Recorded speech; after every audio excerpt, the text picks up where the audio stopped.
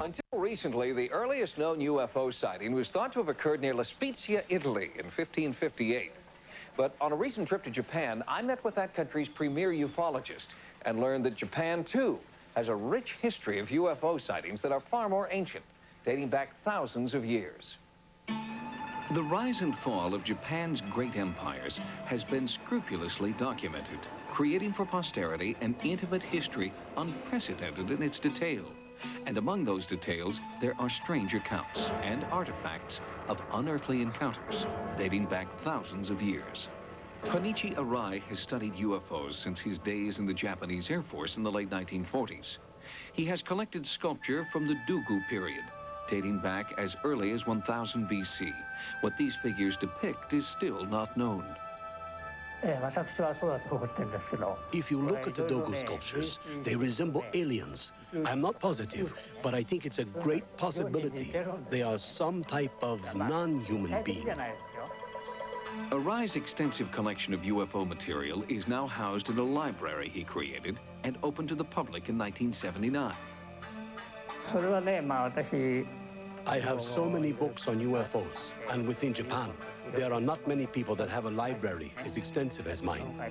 Interest in Japanese ufology is so widespread that a national symposium was convened in 1990 in the town of Hakui, known as a hotspot for UFO activity. Over here, this is interesting because these things are from here, aren't they? I mean, these are from this... I met city official Josen Takano there, and he took me through the town's UFO exhibition. Among the displays is a 1990 letter from then Prime Minister Toshiki Kaifu, who wrote endorsing the Hakui Symposium and expressing his belief in the significance of UFO sightings. The Japanese government does have some interest in this area. It has held meetings regarding UFOs. There are publications from the Japanese government on UFOs. I saw the extent of the Japanese government's commitment to the study of UFOs at the construction site of Japan's first UFO museum, an ambitious project funded both publicly and privately. Tell us about the UFO museum. Why is it here in Hakui? We feel this is an important project.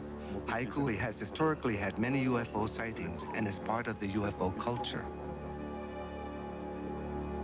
At one of Hakui's most ancient temples, I was shown a scroll dating from 682 AD. It tells the story of an empress who encountered mysterious objects zigzagging across the sky. It's the kind of sighting still being reported in Hakui today, most recently by Hisayoshi Miyazaki. This is where I saw the UFO. There were bright lights, red, yellow, and a bright white light. Around where the red light is flashing, I saw the UFO. I looked closely and saw it flying around. It floated around for about 3 to 4 minutes. In Japan, there have been many incidents in which people claim that they have come in contact or have been kidnapped by little grays. When researched in depth, it has been found that the description of the incident is similar with incidents throughout the world. But the world's attitude toward UFO research has not been as generally accepted and promoted as it has in Japan. And most ufologists are not afforded the kind of access and respect that Arai is now being given. We now have financial support from the Japanese government. With that support, we are building a UFO museum. We are trying to educate people regarding UFOs so that we could work towards universal peace. The saucer-shaped UFO museum in Hakui, Japan, is now under construction. When it's opened in early 1997, it will house one of the most extensive collections of UFO data and artifacts in the world.